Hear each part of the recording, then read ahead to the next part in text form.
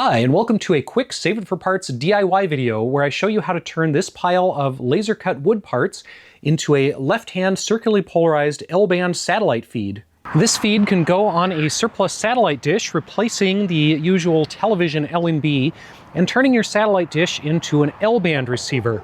This particular one is 3D printed, but the woodcut one that I'm showing is essentially the same thing. This wooden antenna feed structure is designed for laser cutting, but if you don't have a laser cutter, you can make the structure yourself using hand tools and hobby knives. It just takes a little bit longer. It's designed for 3mm thick basswood. Other wooden materials will work, and thinner wood might work, although some of the tabs won't quite fit and it will be a little bit loose. I'll put links to the files for this up in the corner of the screen as well as down in the video descriptions. There are two layers. One is an engrave layer with the text and one is a cut layer, so make sure to use the correct ones for that. If you got one of these kits from me at Open Sauce 2026, I had a handful of these to give away, so you don't have to do any cutting or lasering at all. You can just skip ahead a little bit and start assembling. Now, in addition to the wood parts, you will need a few other components to finish this.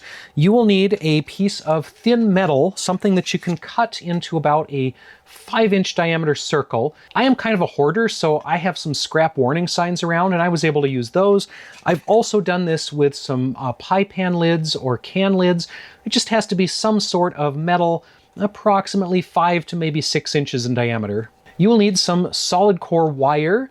It does need to be solid core, not multi-strand, and it needs to be about 12 gauge or 12 American wire gauge. The color doesn't matter. It doesn't really matter what size of spool you get, as long as you have at least 4 feet of it. And you can use other solid core wire if you have some spare house electrical wire around, and it could be a thinner gauge as well. This just seems to be the stuff that works the best. Now, you'll also need an SMA female panel or bulkhead connector, and if you got the kit from me at Open Sauce, it includes one of these. This is a 5-pack that I found on Amazon for a few dollars. You will also need some kind of wood glue, or sometimes I will use a combination of wood glue and hot glue. Just the hot glue holds everything together while the wood glue is setting up. Some pliers and or wire cutters are definitely handy, or a multi-tool will work. It's also handy to have something cylindrical that's around 1.5 inches in diameter, like a scrap piece of PVC pipe. The body of this old flashlight is also about the right diameter. You will also need a soldering iron. I have a couple different types here. The electronically controlled soldering station is ideal, but if you have just a simple plug-in one, that will work as well. And if you don't have one of your own, you can often borrow these at libraries or makerspaces. And a drill with a 1/4-inch drill bit is also pretty handy for this, and that is for drilling the hole in the center of your metal piece. You could probably punch this out with a big nail if you had to, but a drill is a little bit cleaner. So once you've cut out your metal circle from whatever material you're using, you will want to drill that hole in the center, that 1/4-inch hole. You might have to clean up some little bits of metal. The wire cutters come in handy for that. Take your SMA panel mount connector and unscrew the little nut that's on there. Put your SMA connector through that hole that you just drilled, and then reattach and tighten down those pieces on the back side. You don't necessarily need all the parts, but I usually just leave them on there. This is where your pliers will come in handy. If you want to be really fancy, you could use a wrench, but pliers will do the job. You should now have the base or ground plane assembled. The antenna connector is on the rear. There should be this front piece poking through, and the rest of your helical scaffold will go on the front. Your wood pieces should have some labels. You will have up and numbers on each of the uprights. So we've got 1, 2, and 3. Each of the slots should be labeled 1, 2, and 3, as well as the top piece, although it's kind of less critical where that goes. But you want to put the bottom tabs into the slots on the base, again matching up the number 1, number 2, and number 3. Depending on how good your laser cutter or hand cutting is, these might be tighter or looser. Then you'll put the top bracket on the top. Everything's pretty tight on mine, but I am just going to hot glue all the joints to make sure it holds together. If you're planning to use this outside in a very hot environment or direct sun or leave it outside long term, then maybe hot glue is not the best option. You can use super glue, you can use wood glue, you can use other stuff. Sometimes I will use a combination of wood glue and hot glue, and that kind of makes it the most reliable long term. So now you want to take your scaffolding and place it over the base, over the SMA connector, so that the connector center pin is centered inside the scaffolding. Now, you could certainly hot glue this down to the base, but it would be a little bit better if you bolted it. So mark these holes with a pen or a pencil or something. Really scribble it around so you can see where those holes are supposed to be. These mounting holes are about 3.5 to 4 millimeter. I just use whatever bolts I have lying around. In my case, I have a bunch of these 632 machine screws, so I am going to drill out the holes that we've just marked so that those screws will fit. I'm using a 9/64 drill bit for this, but you could totally just punch this out with a nail if you wanted to do that. May or may not have to drill these holes out slightly larger depending on what bolts or screws you have. Turn that over and bolt everything together. All right, we're about halfway done, and yes, the garage is full of smoke because of the laser cutter, so I need a better vent for that. Next, you'll want to take your wire and pull off about 4 feet of it. If you have a little bit extra, that's fine. Snip it off. And you will now coil your wire in a left-hand direction around whatever core you have. It could be a piece of 1 1/4" PVC, it could be a Maglite, just something around that diameter.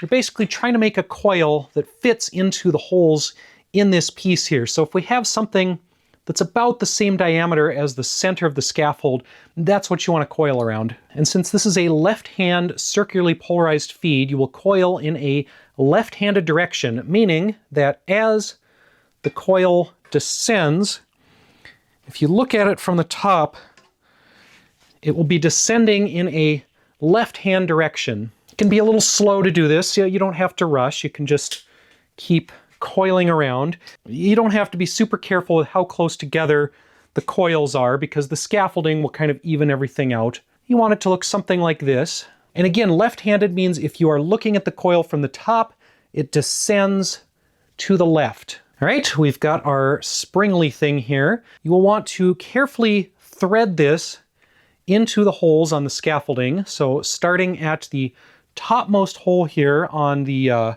think it's on the number 3 pillar. So you'll coil that and then meet up with the next hole on the number 2 pillar. And you might have to bend your spring a little bit as you go just to make everything fit. Again, go slow. If you rush it, if you use too much force, you'll break the wood. So just take it easy. Bend the wire if you need to. Don't force the wood. If the thing you coiled around was a little bit bigger or smaller than the end result, you can just take your wire and kind of gently twist the thing either tighter or looser to make the diameter smaller or larger. Once you have a few coils through, it should get easier to do, and you can just kind of screw everything in from the top, aligning the loose end with each successive hole. If it gets stuck, just kind of slowly go up the tower and move each piece a little bit at a time. All right, when you get to this last bit here, you'll want to bend this out straight and take some of the insulation off the end. You could have done this earlier, but I forgot to do it earlier. Then bend this last piece in so that the exposed copper touches the center of your SMA connector, and you want to make sure not to touch the ground plane at all. This is where pliers are handy.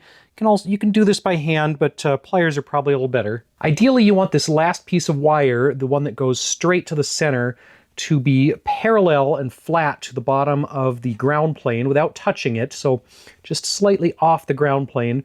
And then you just want a little bit touching the center pin of that SMA connector, just a little bit of exposed copper at the end. You'll probably have a few extra turns above the wood part, so you can just snip those off. The final step is to solder that exposed piece of copper to the center pin, so you'll need a little bit of solder flux. Gob that onto the joint. You'll have to be careful not to touch the wood with the hot iron, and if you have insulated wire like I do, you'll have to be careful not to touch the wire or you'll melt things. But just carefully snake your soldering iron in there. Hold it on both the exposed wire and the center pin until both of them are nice and hot. There is a bit of technique to this that I am still not an expert at, but I do kind of get better with practice.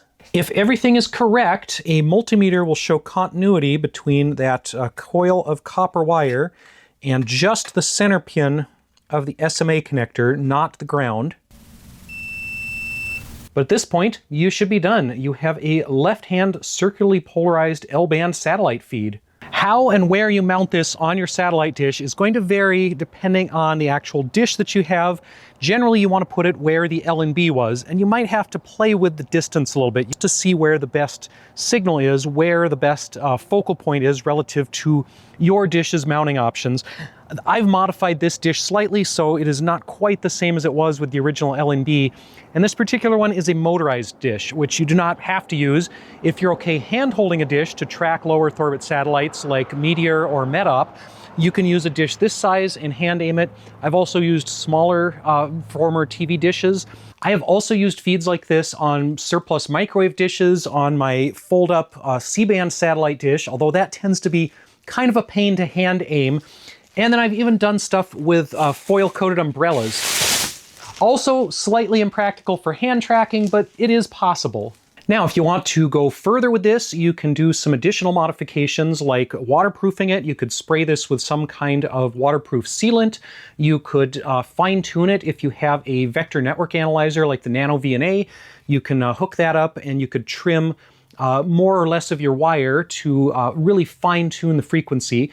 I would recommend doing that while you still have some extra wire at the top, and just take a little bit at a time until it's in the frequency range that you want. Now, these things are actually fairly forgiving when it comes to tuning and frequency response, at least when you're using them for reception. This is theoretically tuned for around 1.7 gigahertz, and that works for most weather satellites, the Russian Meteor, the European METOP, possibly a few others in the future. And I've actually used L-band antennas like this all the way up to S-band. So if your tuning is not quite perfect, it doesn't really seem to matter that much, especially if you have a good low noise amplifier. You can do this same process to make a right-hand circularly polarized feed. Most of the weather satellites that I look at are actually using right-hand circular polarization, but I designed this to go with a dish which acts like a mirror for radio signals, so it swaps the polarization. When a right-hand signal comes into a dish, it gets swapped into left-hand, so that's why I use a left-hand feed. If you want to do something like a helicone, which I've shown off at OpenSauce as well as in other videos, you could modify this for right-hand circular polarization, basically just by coiling your wire the other way and then swapping some of the uprights. A bare helix by itself doesn't work very well as a satellite antenna as far as I've seen, but if you combine it with a really large ground plane, if you make it longer, or if you have a conical ground plane like the helicone, then a right-hand circularly polarized antenna works pretty well. You will also want to pair this with an amplifier like the Sawbird Plus GOES. That is a good LNA, low noise amplifier that works for both the GOES satellite, although with a different feed because GOES is a linear signal, but the Sawbird Plus GOES also works well for Meteor and METOP satellites. I know I'm throwing a lot of extra information here at the end. Most of you may or may not want to know that. Anyway, I could keep going on related topics like that for a while, but I think we're going to wrap this one up because I was mostly trying to show how to make this and how to assemble the kits that I was giving out to people at OpenSauce. So if you got one of those kits from me at OpenSauce, thank you. Thank you for stopping by, and I hope this was a helpful video to help you out in assembling the thing. If it made no sense at all, let me know in the comments, and maybe I can try to redo this one. And finally, thank you to everyone out there for watching, and we'll see you next time.